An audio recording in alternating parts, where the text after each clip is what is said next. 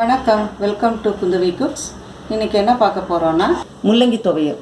இதுக்கு தேவையான பொருட்கள்: முள்ளங்கி 300 கிராம், தோல் சீவி துருவி வச்சுருக்கேன்.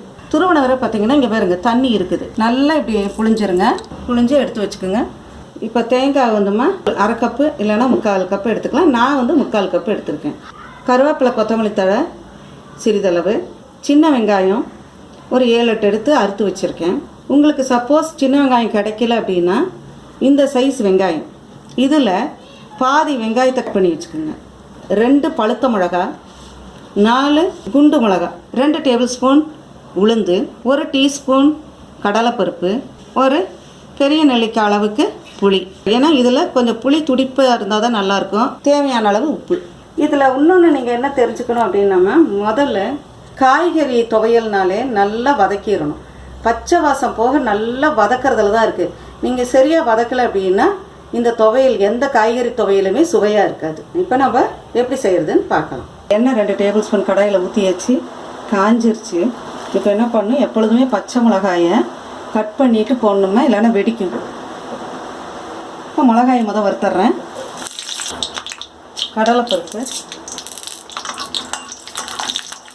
கடலைப்பருப்பு லைட்டாக இதானோன்னு உளுந்து அதை வருங்க.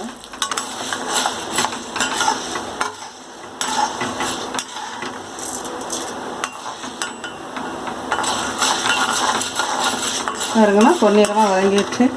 இதை எடுத்து ஒரு பிளேட்டில் மாற்றிடலாம். வெங்காயம்,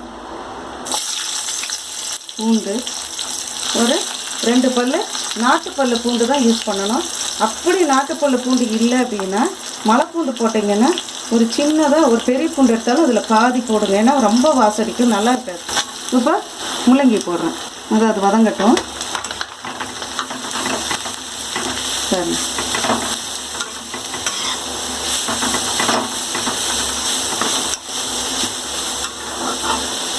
நல்லா வதங்கணும்னா வதங்கின பிறகு காமிக்கிறேன். பாருங்க இப்போ எப்படி வதங்கிட்டுருக்குங்க. அதில் கருவேப்பிலை, கொத்தமல்லி தழை போடுங்க. போட்டு அதையும் வதக்குங்க. பச்சை வாசம் நல்லா போயிடணும்ப்பா, அதுதாம்மா இதில் முக்கியம். நீங்கள் 1/2 கப்போ 3/4 கப்போ போடுங்க. நான் இன்றைக்கி 3/4 கப்பு போட்டிருக்கேன். அது கூட புளியும் போட்டு வதக்கிடுறோம். எல்லாத்தையும் போட்டாச்சு. உப்பு அரைக்கும் போது போட்டுக்கலாம். உப்பு எப்பொழுதுமே அரைக்கும் பொழுது போடுங்க. ஏன் அப்படின்னா இப்போ நீங்கள் மிக்சியில் ஒரு அரைச்சோன்னா தெரியும், அது குறைஞ்சிரும். அப்போ உங்களுக்கு அரைப்பட்டோன்னா கொஞ்சம் குறைஞ்சிரும். அதுக்கப்புறம் உப்பு போடுங்க, சரிங்களா? அதுக்கப்புறம் அதே மாதிரிமா இப்போ நான் மிளகாலாம் எடுத்து வைக்கிறோம்.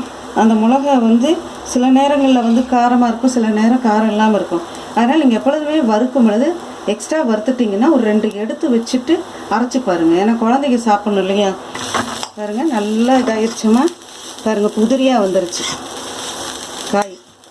இந்த ஸ்டேஜில் தான் நீங்கள் இதில் நம்ம இறக்கிடுவோம். ஆற வச்சுட்டு அரைக்கணும். அரைக்கும் பொழுது என்ன பண்ணணும், ஃபஸ்ட்டு பருப்பு, மிளகா இதெல்லாம் வறுத்தோம் இல்லையா, அதை மிக்சியில் ஒரு சுற்றிட்டு அப்புறம் தான் இந்த காய்கறி இதையெல்லாம் போட்டு அரைக்கணும். பாருங்கம்மா, முள்ளங்கி துவையல் ரெடி ஆயிடுச்சு. இது சாப்பாட்டுக்கு போட்டு பிசைஞ்சு சாப்பிடவும், தயிர் சாதத்துக்கு, ரசம் சாதத்துக்கு நல்லாயிருக்கும். இந்த ரெசிபியை ட்ரை பண்ணி பார்த்துட்டு உங்களுடைய கமெண்ட்ஸை எங்களுக்கு போடுங்க. உங்களுடைய ஃபேமிலி, ஃப்ரெண்ட்ஸுக்கு ஷேர் பண்ணுங்கள். குந்தவி குக்ஸ் சேனலை சப்ஸ்கிரைப் பண்ணி வச்சுக்கோங்க. கூடவே பெல் ஐக்கானை கிளிக் பண்ணிடுங்க.